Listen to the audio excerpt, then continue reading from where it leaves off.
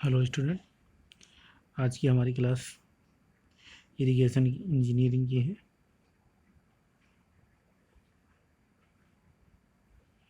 जिसमें इससे पहले हम लोगों ने क्या देखा था, रेन गेज के बारे में पढ़ा था। ठीक है, तीन तरह के रेन गेज होते थे। दो तरह का होता था, एक तो नॉन रिकॉर्डिंग। कौन कौन सा था? पहला, एक तो था नॉन रिकॉर्डिंग और एक था रिकॉर्डिंग। ठीक है, नॉन रिकॉर्डिंग में कौन सा था? Simon rain gauge. ठीक है, और रिकॉर्डिंग रेन गेज में तीन थे। कौन कौन से? एक तो था टिपिंग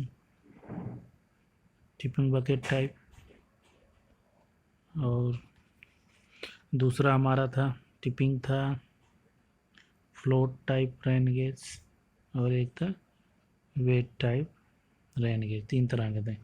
इन तीनों के बारे में हमने डिटेल में पढ़ लिया था, इसके डायग्राम वगैरह की स्टडी की थी हमने। ठीक है, आज हम लोग देखेंगे रन ऑफ क्या होता है।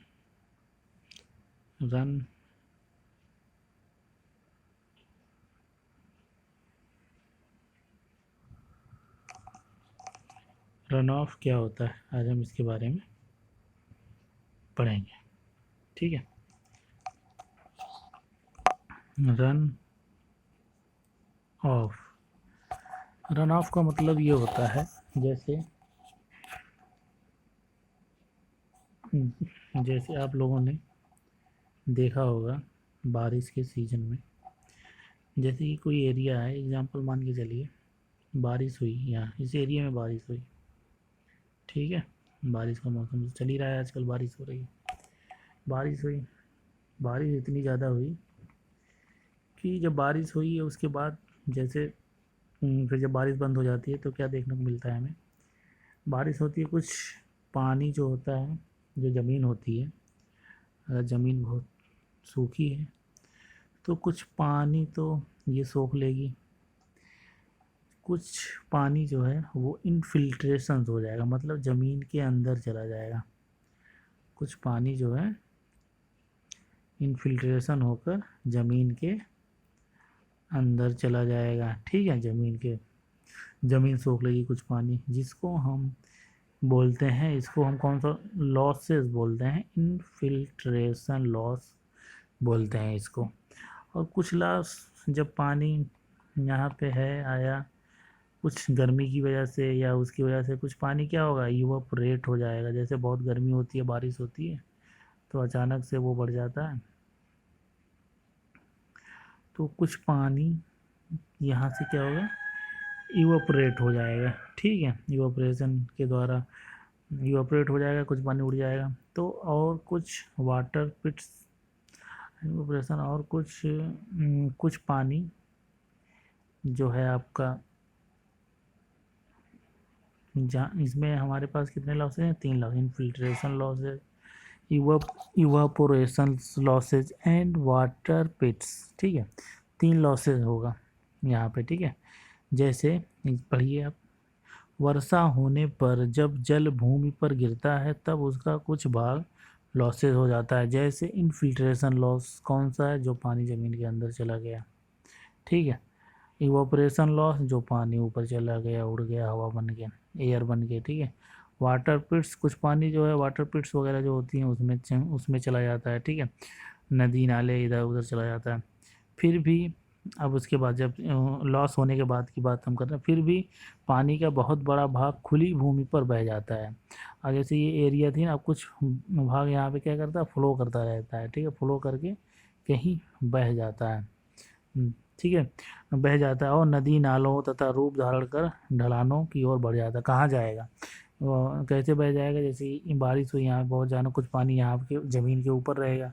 जो पानी ज़मीन के ऊपर है वो पानी अपना फ्लो करेगा, फ्लो करते करते जिधर वो रास्ता पाएगा, जिधर ढलान पाएगा, जिधर की तरफ पाएगा, या इधर, या मान लीजिए यहाँ पे कोई नाली होगी, या यहाँ पे कोई रिवर होगी, रिवर फ्लो कर रही होगी या नाली बह रही होगी, तो ये पानी यहाँ से आते आते इसमें चल के इससे फ्लो करने लगेगा।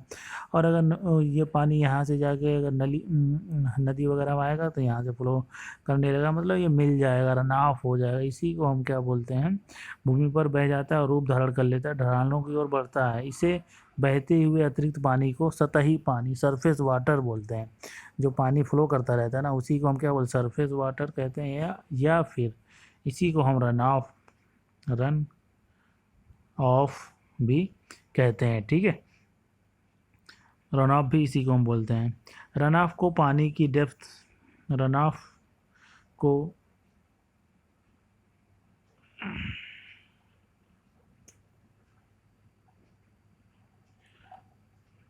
रन ऑफ को पानी की डेप्थ mm में मापा जाता है। रन ऑफ क्या है, वो ये कितना पानी फ्लो कर रहा है। ठीक है, उसको हम किस में मेजर करेंगे, mm में मेजर करेंगे। रन ऑफ बारिश किस में मेजर करते हैं, mm में मेजर करते हैं। ठीक है, टोटल रन ऑफ कितना हुआ है, अगर हमें टोटल रेन पता करना है तो कितना, जो पानी रन ऑफ में चला गया और जो पानी लॉस हो गया वही तो हो गया। कुछ पानी जो सरफेस ग्राउंड के ऊपर रह जाएगा, जो फ्लो करेगा, जो रन ऑफ करेगा, सरफेस फ्लो करेगा, वो वाला पानी। और जो पानी लॉस हो गया, जैसे इन्फिल्ट्रेशन लॉस हो गया, या पानी कुछ इवोपरेट हो गया, या किस पानी वाटर पिट्स वगैरह में चला गया। अब हमें टोटल बारिश तो इतनी हुई है, टोटल रेन कैसे निकालेंगे, टोटल रेन अगर हम देखें तो टोटल बारिश कितनी हुई है। ठीक है, एक तो जो रन ऑफ के बराबर, रन ऑफ जो पानी फ्लो कर रहा है, बारिश होने के बाद जो पानी ज़मीन पे फ्लो करते करते करते नदी नालों में चला गया, वो वाला पानी, प्लस और एक वाटर लॉस, जो पानी ज़मीन के अंदर चला गया, जब बारिश हुई फ़ौरन क्या ज़मीन के अंदर चला गया, और कुछ इवोपरेशन लॉसेज हो गए, और भी एक दूसरे कुछ लॉसेज हो सकते हैं। इन दोनों को जब हम ऐड कर देंगे तो हमें टोटल बारिश पता चल जाएगी। ठीक है, अब हमें रन ऑफ जो निकालना है, रन ऑफ जब निकालेंगे तो टोटल रेन, तो इधर ले आएंगे इसको, टोटल रेन माइनस वाटर, क्या हो जाएगा, वाटर लॉसेस को माइनस कर देंगे, तो यहाँ से हमें रन ऑफ पता चल जाएगा। ठीक है, अब हम देखें अपवाह गुणांक, रन ऑफ कोफिशिएंट क्या होता है, रन ऑफ कोफिशिएंट जो होता है, रन ऑफ कोफिशिएंट होता है रन ऑफ अपॉन रेनफॉल।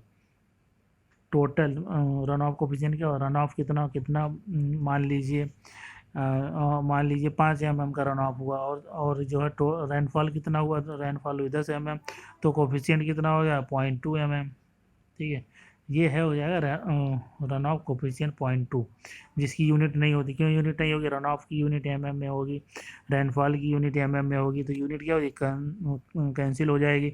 तो इसलिए रन ऑफ कोफिशिएंट की यूनिट जो होगी, वो कोफिशिएंट की यूनिट वैसे होती नहीं है, रन ऑफ कोफिशिएंट की कोफिशिएंट क्या होगा, यूनिट लेस होगा। ठीक है, यूनिट लेस होगा, तो इसीलिए इसका जो फार्मूला निकल के आया, runoff coefficient equal to runoff upon rainfall. ठीक है, रन ऑफ तथा टोटल रेन के अनुपात या अपवाह गुणांक कहते हैं। ठीक है, आज की बस इसके बाद हम कैचमेंट एरिया के बारे में पढ़ेंगे नेक्स्ट क्लास में। आज की क्लास हमारी यहीं पे समाप्त होती है, और किसी को अगर कुछ कमेंट करना है तो कमेंट करके वो बताओ। Okay, thanks.